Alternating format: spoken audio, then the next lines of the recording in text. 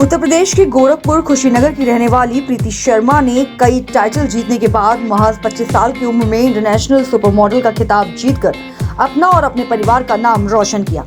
अब प्रीति शर्मा लगातार समाज में कई सामाजिक कार्य भी कर रही हैं। इसी बीच सर्दियों के दिन आते ही मॉडल और एक्टर प्रीति शर्मा ने राजधानी दिल्ली के एक वृद्धाश्रम में कंबल वितरण कर समाज को एक बड़ा संदेश दिया। आपको बता दें कि जब मॉडल और एक्टर प्रीति शर्मा को जैसे ही पता चला कि राजधानी दिल्ली में अभिनव समाज संस्था ने वरिष्ठ बेसहारा बुजुर्गों के लिए वृद्ध आश्रम खोल रखा है, तभी मॉडल और एक्टर प्रीति शर्मा वरिष्ठ बेसहारा बुजुर्गों से वृद्धाश्रम उनका हाल चाल जानने पहुंची।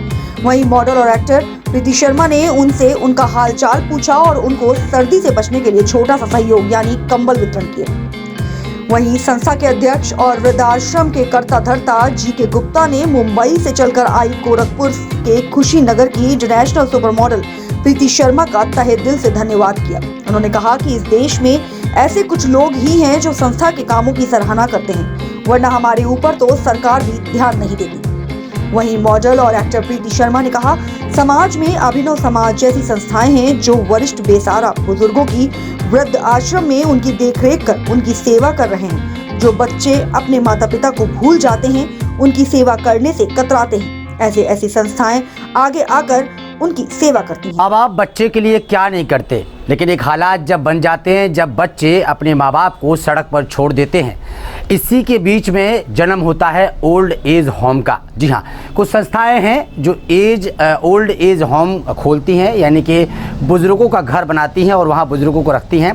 हमारे बीच अभिनव समाज के लोग हैं और अभिनव समाज के जो डायरेक्टर हैं गुप्ता जी हैं, रिया जी लगातार काम कर रही हैं। इसी बीच आज मुंबई से चल के प्रीति शर्मा जो गोरखपुर के कुशीनगर की रहने वाली है और इंटरनेशनल सुपर मॉडल है, महज 25 साल की उम्र में उन्होंने कई ख्यातियाँ प्राप्त की और कई ये समझ लीजिए खिताब जीते हैं और आज यहाँ पर आई हैं। लगातार समाज में आप देखते रहते होंगे वो काम करती रहती हैं दिल्ली में आकर, लेकिन आज ओल्ड एज होम पहुँची हैं और ये ओल्ड एज होम अभिनव समाज द्वारा बनाया गया है। यहाँ पर तिलक नगर में सर हैं। सर, क्या कुछ कहेंगे? प्रीति शर्मा जी गोरखपुर की रहने वाली हैं, कुशीनगर की, मुंबई से चलकर यहाँ पर आई हैं, क्या कुछ कहेंगी? यहाँ कंबल वितरण किया उन्होंने। देखिए जी, प्रीति शर्मा जी अपना जो कि सुपर मॉडल हैं, मुंबई से आई हैं स्पेशली हमारा ओल्ड एज होम विजिट करने के लिए।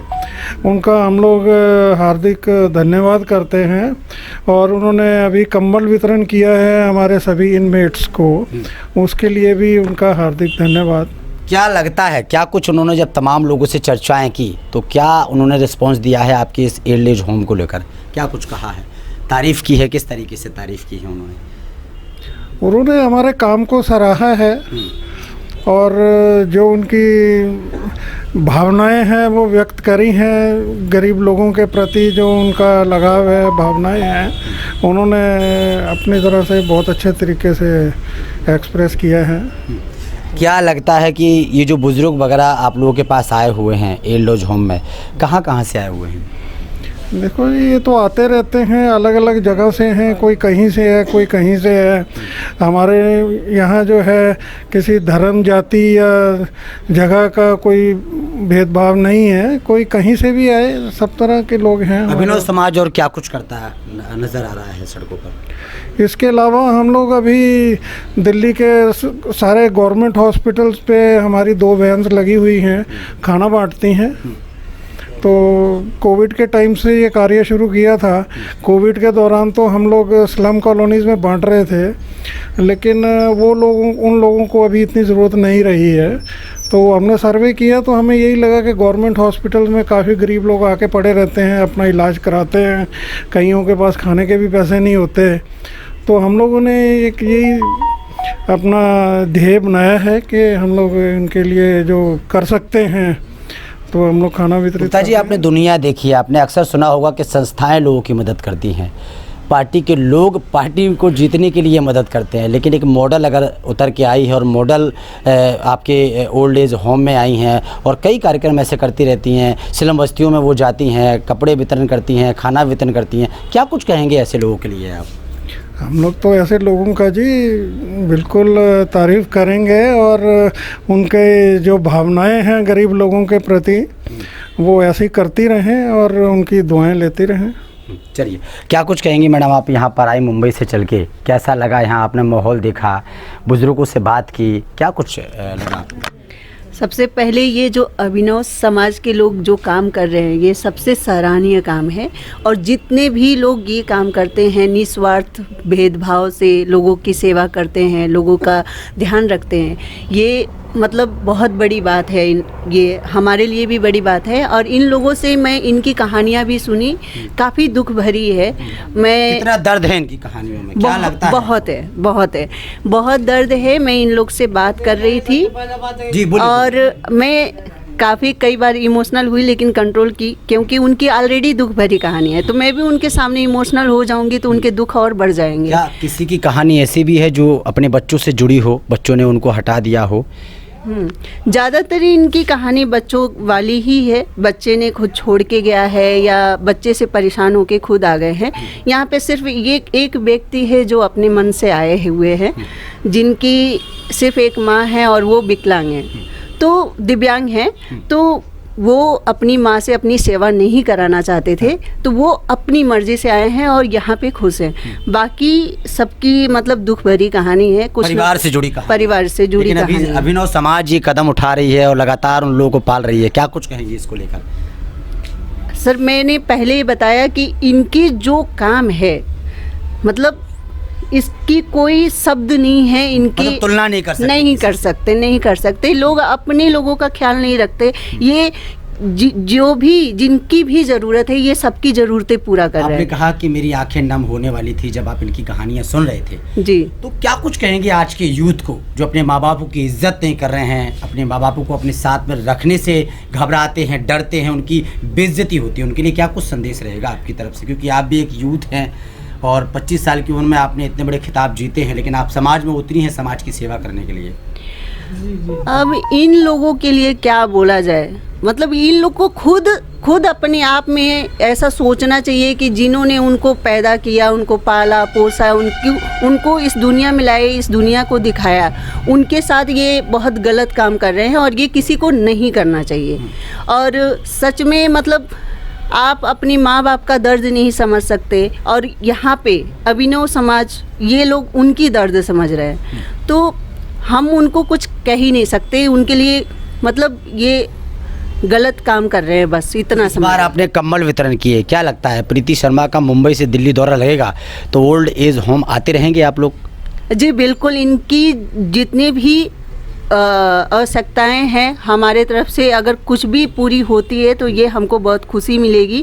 और मैं लोगों से ये भी कहना चाहूँगी कि और भी लोग आए और इनसे जुड़े और इनकी मदद करें, क्योंकि ये क्या है कि निस्वार्थ लोगों की मदद कर रहे हैं। क्या आपको ये पता लगा है कि इनको सरकार से मदद मिलती है? आप चाहेंगी सरकार नहीं, इनको गवर्नमेंट की तरफ से कोई सुविधा नहीं मिल रही है।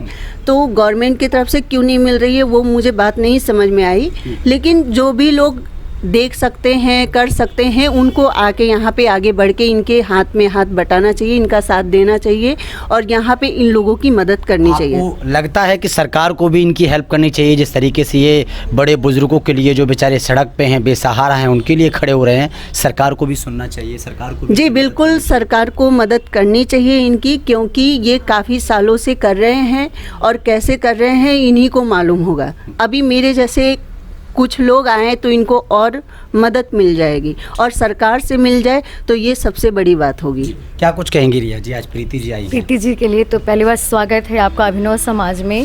तो मैं ये कहना चाहूँगी कि ये हमसे जुड़े रहें और आते रहें हमारे एनजीओ में, हमें भी अच्छा लगेगा। और आप लोग जो गरीब लोग हैं उनका साथ जब मिलेगा उन्हें भी खुशी होती है कि मुझसे कोई मिलने आया है। सबसे बड़ी बात तो ये मैं कहना कैसा लगता है जब इनकी सेवा आप करती हैं? नहीं, बहुत अच्छा लगता है, बहुत ज़्यादा। मैं दिल से सेवा करती हूँ, ये आपको भी पता है महोदय, पहले से मैं बहुत अच्छे से, बस जो सुकून मिलता है ना एक अपने माँ बाप को फील करके कि अगर उनके लिए आप फील करते हो वो मेरा बच्चा है, ठीक है, तो वो मुझे ब्लेसिंग जो मिलती है उससे ज़्यादा खुशी से मुझे कुछ भी नहीं चाहिए।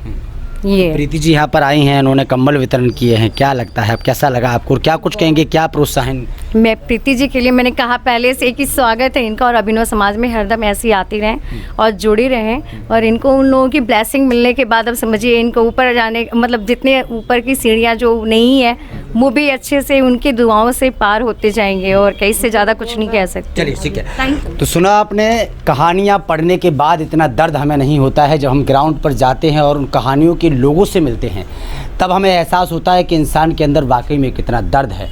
हम अपने बच्चों को पाल रहे हैं और कल के दिन अगर हमारा बच्चा भी बाहर निकाल दे तो कितना दर्द होगा और कितनी आंखों में आंसू, क्योंकि अभी आपने देखा रिया जी की आंखों में आंसू आने को थे।